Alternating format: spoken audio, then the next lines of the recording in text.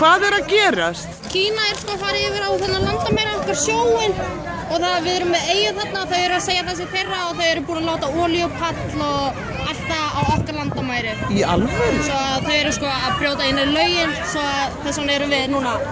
Já.